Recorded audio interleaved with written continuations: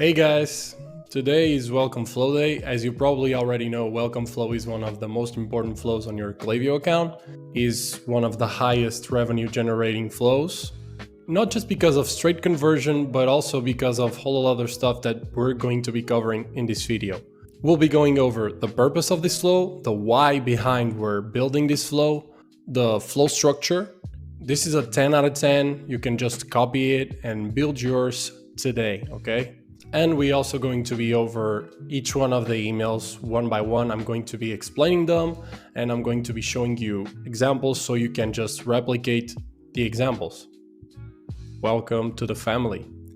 But before we go over the purpose of the flow, let me just show you here real quick. If you want our help, not just to build your welcome flow, but to build all of your flows and add 50 to 150K to your MRR in the next 60 days, please go over here to our website, explore it a little bit and schedule a call with us. We'll give you a free audit of your Klaviyo account, and worst case scenario, you'll go out with a complete roadmap for your team to execute on and reach this level, okay? So let's go over here again. Purpose of this flow. The purpose here is direct conversion. People grab the code and go back shopping. Then we have short-term conversion for people that don't convert straight away. And with those people, we want to build trust. We want to build a relationship. We want to remove uncertainty by giving information, by showing them proof, okay? And also, we have to see this flow as a door opener, as a first step. We want to keep our brand in top of mind, and we might cause the first click. And this first click will trigger other flows like site abandon, browse abandon, cart abandon, checkout abandon. So once again, this is just a door opener. It's the first time your client is seeing your emails, and it's a first step for them to buy from you. Now, full flow structure, 10 out of 10. The trigger is someone joins the email list or someone subscribes to the newsletter.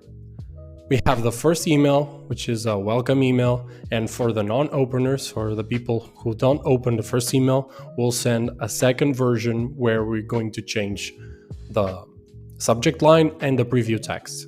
Then we have the second email for bestsellers, a third email, which is about the brand email, or this is supposed to be email 3 as well. Or a personal email from the founder. Then we have the fourth email with testimonials, email 5 with collections, email 6 to reduce friction. We're going to be exploring this further. Email 7 as a last call for the discount, and the email 8 to give a personal last call to your customers. Email 1, this is a pretty good design as you can see here.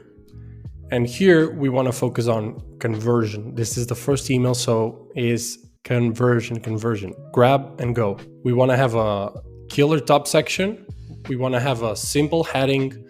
We want a personalized and visible, very visible discount code. So for example, here I wouldn't use this discount code. I would probably make it like this.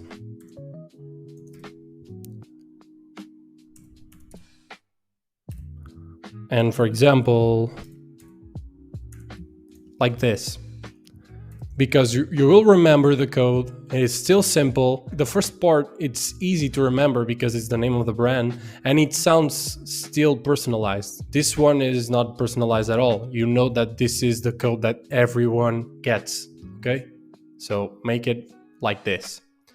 And also we want to have a big CTA button with a strong color. This one, it has a strong color, has a strong enough color to stand out from the background, but it's not big enough and the font is too thin. Also, we want to welcome our customers. We want to have a welcome message. Here we don't have one, but we want to have a welcome message. You can share something about the brand, about the team, but you want to still keep it short because you might think that no one reads it, but there's people that still read it, and we want to make sure that more people read it. We want to make it easy as well. So we want to give a collection section or a bestseller section so people can find what they want. We want to state the name of the collection, and we want to have a CTA button in each collection, like this one here, okay? You don't want to just like put a picture and expect the customer to know that is a button and they can click it. Make it really, really easy. Button, image, and title as well. And also we want to show credibility. So if you have any kind of trust badges, you want to associate yourself with big brands. As a warning, we want to keep the CTA and the discount code above the fold, okay? This is really important. You might think that if you had the CTA button over here, it would be more than enough, but it isn't. Because if you check it on your phone, which is the most important format, you'll see that you'll have a bunch of stuff related to the Gmail app or the Outlook app. So you'll probably just see till here. That's why they have the CTA button over here. So keep it above the fold, test it, send a test email to yourself so you can make sure it is above the fold. Then we want to have more CTA buttons along the email, and we want to show the code above every CTA button, okay? Not for these ones, because these ones are specific to the collections, but in the end of the collections, if you have, for example, a shop all button, you want to also include the discount there, okay? Email 2. Email 2, the focus is still conversion. We want to bring up the conversion still in the hero section. We want to make it easy and build curiosity. That's why we're giving them a bestseller collection, and we're both focusing on the conversion and the bestsellers as well. We're giving a bestseller section and we're helping them find the best match once again. Then we want to also build trust, add reviews, show your review rating, show your Trustpilot if you have it. The point here is really to remove friction and remove uncertainty. Email 3, you can do something like this, or as I said before, you can also send a plain text email from the founder, just asking if you're still interested, and if you want to stay in this list, click here and they'll be taken to the website. In this email here, we want to build trust and add purpose to the purchase.